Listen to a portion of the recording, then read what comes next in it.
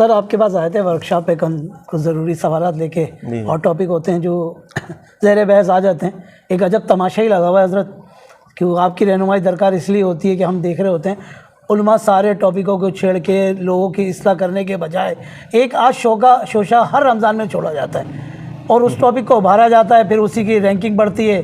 तो सर ये अब हमारी ख़ास रहनुमाई इस पे बनाए और इसको फोकस भी करें कि आजकल जो टॉपिक चला हुआ है सर, ये जो मजाक में भी निकाह हो जाता है, तो ये हदीस भी बयान की जा रही है। हज़रत ये इस हदीस की वजाहत फरमाएं और हमारे मजाक में निकाह हो जाना, या देखिए कुछ मसले ऐसे हैं जिसको माजी में उलमा सेटल डाउन कर चुके हुए हैं, उसकी पूरी तहकीकात कर चुके हैं, हदीस का माना क्या है वो भी समझा चुके हैं। मतलब कोई नई चीज़ नहीं है। हमारे यहाँ प्रॉब्लम सिर्फ ये है, हम ठीक तरीके से शायद स्टडी नहीं कर पाते, समझते नहीं हैं कि वो हदीस में बयान क्या हो रहा है, अल्लाह के नबी अलैहि सल्लम क्या बयान फरमाना चाह रहे हैं। हदीस बिल्कुल ठीक है अपने सनद में भी और अपने मतन में भी ठीक है। हदीस में जिसमें जिक्र है ना कि मजाक में भी निकाह हो जाए, इसका माना क्या है पहले आप समझे इसको। देखो जितने भी शारहीन को आप पढ़ लें, मुहक्किक हनफी उलमा हो, हम्बली उलमा हो, जिसको मर्ज़ी पढ़ लें, और मोहम्मद बिन सालेह उसैमीन साहब ने भी इसकी तहकीक है, वो भी पढ़, इसका माना समझे पहले।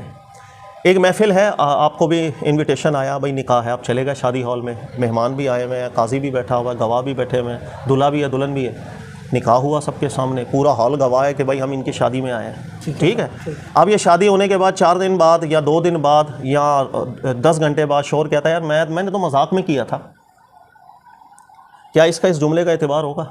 नहीं सर बिल्कुल नहीं। इसलिए कि जितने लोग वहाँ पर गवाह बैठे हैं वो गवाही किस चीज़ की दें? भाई हमारे सामने निकाह हुआ है, ऐसे ही है भाई हमारे सामने निकाह हुआ है।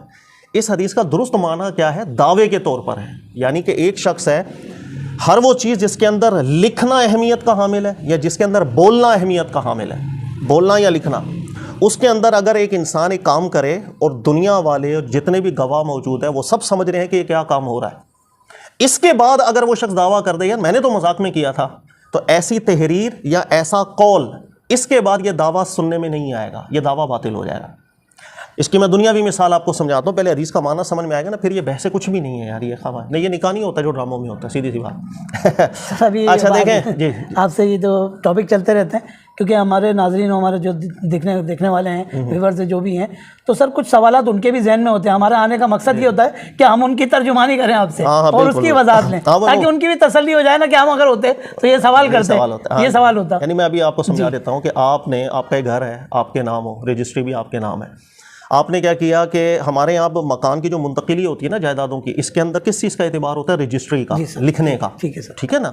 मैंने आपको कहा ना हर वो काम जिसमें लिखने का या ज़बान का अहमियत है उसके अंदर ये रूल जारी होता है। अब आपने पेपर बनवाए अपने बेटे के नाम, अपनी बेटी के नाम या जिसके भी नाम, खुद आपने पेपर बनवाए, वकील से उस पर साइन किया, बेटे के हैंड ओवर भी कर दिया कि बेटा आज से मैंने जायदाद आपके नाम कर दी है, सब कुछ हो गया। अब 2 दिन बाद अगर आप खड़े होकर बोलेगा बेटा मैंने तो मजाक किया था, अब बताएं कि आपका ये दावा सुनने में आएगा? ना आपका दावा बेटा सुनेगा, ना आपके दावा आपके रिश्तेदार सुनेंगे। अगर अदालत में केस भी चला जाएगा ना तो जज भी नहीं सुनेगा, वो भी आपको कहेगा क्या फजूल है भाई, खुद तूने पेपर बनवाए हैं, खुद उस पर साइन किए हैं, अब आगे बोल रहा है मैंने मजाक किया। इस तरह तो दुनिया की हर चीज़ बदल गई ना। तो सभी कुछ मजाक होगा, यही चीज़ है। इसी हदीस की शरह में आप पढ़े मोहम्मद बिन सालेह उसैमीन साहब, वो यही जिक्र करते हैं कि अगर निकाह में और तलाक के अंदर मजाक का दावा कबूल हो जाए तो फिर हर बंदा तलाक देने के बाद महीने बाद बोले मैंने तो मजाक किया था। एक औरत को तलाक दी, उसने आगे निकाह कर लिया, ठीक है, और ये साल बाद खड़े हो के मैंने तो मजाक किया था। तो हदीस का माना समझे। हदीस का माना ये कि एक शख्स से काम कर ले जिसमें ज़बान की अहमियत है या जिसमें अमल की अहमियत है, उसके बाद वो दावा करता है मैंने तो मजाक में किया था, ये दावा नहीं सुना जाएगा। कज़ा के अंदर अदालत में काजी के पास ये दावा बातिल है। ये है हदीस का माना। हदीस का ये मतलब नहीं है कि अगर माहौल ही ऐसा बना हुआ है कि जिसके अंदर गवाहों को भी पता है निकाह तो हो ही नहीं रहा, लड़की को भी पता है निकाह नहीं हो रहा, दूल्हे को भी पता है निकाह नहीं हो रहा, और जो देख रहे हैं उनको भी पता है ड्रामेबाजी हो रही है। हदीस का मतलब है नहीं। ठीक है। वहाँ देखो दावा कब बनता है, गौर करें, दावा वहाँ बनेगा जब पूरा मोहल्ला आया हुआ आपकी शादी पे, वो सब गवाही दे हमारे सामने तो इसकी शादी हुई थी, हमारे सामने इसने जाबो कबूल किया, काजी को पैसे भी दिए थे इसने, हमने छुआरे भी खाए हैं। गवाहों को भी पता, सबको पता हो, दुल्हन को भी पता है, वो सब खिलाफ पे खड़े हो जाएंगे, सिर्फ दूल्हा अपने दिल की बात कर रहा है मैंने तो मजाक किया, ये फजूल बात है। लेकिन जहाँ पर अंडरस्टूड है, माहौल ऐसा है जब सबको पता है कि ड्रामा हो रहा है, तो वहाँ पर ये हदीस अप्लाई नहीं होती। इसलिए मैं आपको बताऊँ, आप मिस्र के आलिम दीन गालिबन अबुल वफ़ा, उन्होंने पूरा एक रिसाला लिखा है, उनसे भी ये सवाल हुआ था कुछ अर्सा पहले, ये जो ड्रामो फिल्मों में निकाह हो जाता है माना, उन्होंने कहा नहीं ये वो चीज़ हदीस में वो चीज़ दाखिल होती नहीं है। हदीस अलग चीज़ है कि बंदा दावा कर दे, ठीक है, अब बात समझ में आ गई? सर अल्हम्दुलिल्लाह समझ में आ गई, लेकिन एक बात और समझ में आई, सिर्फ मजाक सिर्फ अगर मामूल किया जाए तो ये सिर्फ निकाह तक के खास नहीं होगा, और भी मामला जैसे आपने जी मैंने आपको कही निकाह के साथ खास नहीं है, निकाह के खास नहीं हाँ होगा बिल्कुल, सर। निकाह के हर वो चीज़ जिसमें ज़बान की या जिसमें लिखत पढ़त की अहमियत है, जी। वहाँ एक बंदा काम कॉल या फेल से कर ले, उसके बाद दावा करे मैंने मजाक में की, ये चीज़ मोतबर, इसलिए मैंने आपको रजिस्ट्री की मिसाल भी दी। ठीक है सर। हर वो ये नुक्ता ज़हन में रखिएगा। इस माना में अल्लाह के नबी अलैहिस्सलाम फरमा रहे थे कि निकाह और तलाक के मामले में हमारे दीन ने ज़बान की अहमियत दी है। देखो, ज़बान से मैं कबूल करता हूँ तो हराम हलाल हो जाती है। ठीक है, मैंने कबूल किया, इतने महर में गवाहों के सामने एक हराम औरत थी, अब हलाल हो गई। ठीक है, ज़बान की अहमियत है ना। इसी तरह जब हमने तलाक देनी है तो उसमें ज़बान की अहमियत है कि मैं गवाह बनाकर सबके सामने कह रहा हूँ कि मैं अब रिश्ते को ख़त्म करने जा रहा हूँ, ठीक है ना। तो अब जहाँ ज़बान की अहमियत है या लिखत पढ़त की, वहाँ पर फिर बाद में दावा करता फिर मैंने मजाक किया, तो ये नहीं सुना जाता। तो हदीस का दुरुस्त माना समझेंगे तो फिर समझ में आती है बात। लेकिन सर अभी चलिए एक सिचुएशन में आपके सामने लाता हूँ। ड्रामों में जो लोग बैठे होते हैं, मिसाल के तौर पे ज़रूरी नहीं है वो कुंवारी लड़की ही बैठी हो, जी जी। कोई एक्टर शादीशुदा भी होते हैं। शादीशुदा। अगर आप वो बोलें कि यार ये मजाक में नहीं, ये हो रहा है, इनका निकाह हो गया, तो सर एक अलग ही ड्रामा होगा फिर तो। शादीशुदा का तो ज़ाहिर है कोई भी नहीं बोलेगा। लेकिन सर एक्चुअल देख फ़िक़्ह हनफ़ी का भी एक मसला है ना सर।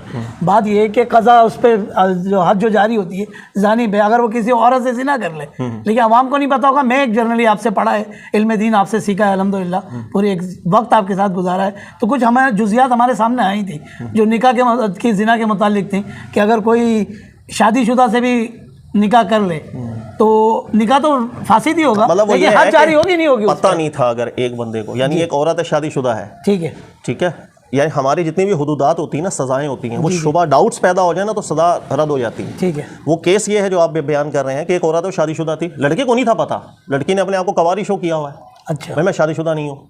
अब इन दोनों ने निकाह कर लिया। अब एक्चुअली देखा जाएगा तो निकाह हुआ ही नहीं था ना, निकाह के ऊपर निकाह, लेकिन शोहर चूंकि जाहिल था, उसको इसका नॉलेज ही नहीं था। अब बाद में पता चला तो एक्चुअली तो ये निकाह नहीं हुआ था, इनके दरमियान ताल्लुक भी ठीक नहीं बैठ रहा था, लेकिन इस पे सजा जारी नहीं होगी, इसलिए कि ये जहालत उज़र बन जाएगा यहाँ पर, इसको तो नहीं पता था। अब ये थोड़ी है कि हर औरत की तहकीक करते फिर। असल में कुछ मसले ऐसे होते हैं कि अगर उनकी वजाहतें ना मिले तो फिर एक ड्रामे से एक अलग ड्रामे बन रहे होते हैं। अब मिसाल के तौर पर मैंने कहा कि सिर्फ कुमारी लड़की नहीं बैठी हुई है, यह मजाक नहीं हो रहा, एक शादीशुदा भी बैठी हुई होती है, फिर वो लोग भी देख रहे होते हैं। ड्रामे में होता है कि ड्रामे में मजाक कर रहे होते हैं, अब उसका भी तो एक हुक्म होगा ना। मजाक भी हो, ड्रामा भी हो, लेकिन हदीस को समझना पड़ता है कि भाई वो वहाँ पर ये हदीस अप्लाई हो रही है या नहीं हो रही है। हदीस में ये नहीं है कि हर जगह दुनिया में कहीं पर भी मजाक में कुछ बोल दिया, तो ऐसा नहीं है। वो एक चीज़ बयान कर रही है रिवायत कि जहाँ पर दावा मजाक बातिल हो जाता है, वो एक अलग टॉपिक है जो हदीस बयान, और वो बहुत बड़ा आजकल पूरी दुनिया, सर मैं कह रहा हूँ आजकल पूरी दुनिया में ये जो हदीस ने उसूल बयान किया है ना, पूरी दुनिया के अंदर जो जज हैं वो इस उसूल को अप्लाई करते हैं। आप एक काम करें, आप अमेरिका के अंदर एक केस दायर करवा दें, जो मैंने आपको सिचुएशन बताई है कि आपने एक पेपर बनवाए, किसी के नाम कर दें और ख़ुद साइन उसके ऊपर करें, ठीक है, और उसके बाद आप बोले मैंने मजाक में किया था। आपको अमेरिका में बैठा हुआ जो जज है ना, वो भी फैसला देगा कि भाई नहीं, ये गरब उसका हो चुका हुआ, ये आपका मजाक मैं नहीं सुनूंगा, आपका मजाक आपके दिल में था, आपने जो कार्रवाई की है मैं उसको देखूं। बहुत सी चीज़ें दावे के एतबार से बात होती है कि भाई वहाँ दावा ये नहीं चलेगा। हदीस ने एक इतना बड़ा उसूल दिया है, उसी उसूल के ऊपर पूरी अदालतें चलती हैं आजकल। हमने उसको ठीक तरीके से शायद समझा नहीं, हमने हर जगह चिस्मा कर दिया भाई यहाँ पर भी ऐसा, वहाँ पर ऐसा नहीं है। यहाँ गवाहों को भी पता है कि ये हो नहीं रहा, कि ये सब एक्ट हो रहा है, लेकिन बहरहाल ये भी ख्याल करना चाहिए ड्रामा बनाने वालों को कि जो इस्लामी शिआर होते हैं ना, उसको इतना ओपनली नहीं है। बस सिर्फ एक भाई ड्रामे में एक सीन दिखा दो, बस खत्म होगी, निकाह हो रहा है। ज़रूरी है कि वो यहाँ तक दिखाना कि मैंने कबूल किया, सामने वाले भी बोले मैंने कबूल, इतना ओपन ना हो। बात निकलेगी तो फिर दूर तक जाएगी।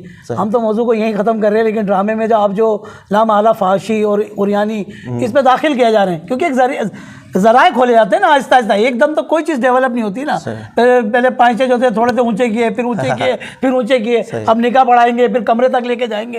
तो अजीब ही अल्लाह हमें हिफ्ज़ो अमान अता फरमाए। फिल्म और ड्रामे जो होते हैं ना, हमें हिफ्ज़ो अमान अता फरमाए। फिल्म और ड्रामे इंसान के दिलो दिमाग में इतना असर करते हैं, एक किताब का पढ़ना शायद उतना असर नहीं करेगा। मैं इसकी आमतौर पर मिसाल यूँ देता हूँ कि देखें, आपने बचपन में स्कूल भी पढ़ा, कॉलेज भी पढ़ा, लेकिन अभी किसी बच्चे को यहाँ खड़ा करके बोले ना, वो 6ठी क्लास के अंदर तूने फलां किताब में क्या क्या पढ़ा था, उसको याद नहीं होगा, भूल गया, ठीक है, वो पढ़ा था। लेकिन अगर उसी 6 साल की उम्र के अंदर अगर उस वक्त उसने कोई फिल्म देखी थी, कोई इंडिया की कोई फिल्म देखी हो या कोई और उसने कोई मूवी देखी हो, वो आज भी उसको नक्श होगी कि यार हाँ भाई मैंने वो फलां फिल्म देखी। ये जो कैमरा है ना, इसका बहुत गहरा असर है हमारे दिलो दिमाग के अंदर, हमारी नफ्सियात के ऊपर। इस वजह से अब पूरी दुनिया इस कैमरे से खेलती है। आपने देखा होगा कि बहुत से मौज़ूआत हैं जिसको दुनिया के अंदर आम करना होता है तो उस पर कोई फिल्म बना दी जाती है। किसी को डेमोलिश करना हो, किसी तस्वुर को गिराना हो, उस पर फिल्म बना दी जाती है। इस्लाम के ख़िलाफ़ फिल्में बनाई गई बहुत ज़्यादा, और भी तो ये चीज़ें चूँकि गहरा असर रखती हैं इसलिए दुनिया खेलती। हमें समझना चाहिए कि भाई हम क्या कर रहे हैं क्या नहीं कर रहे हैं।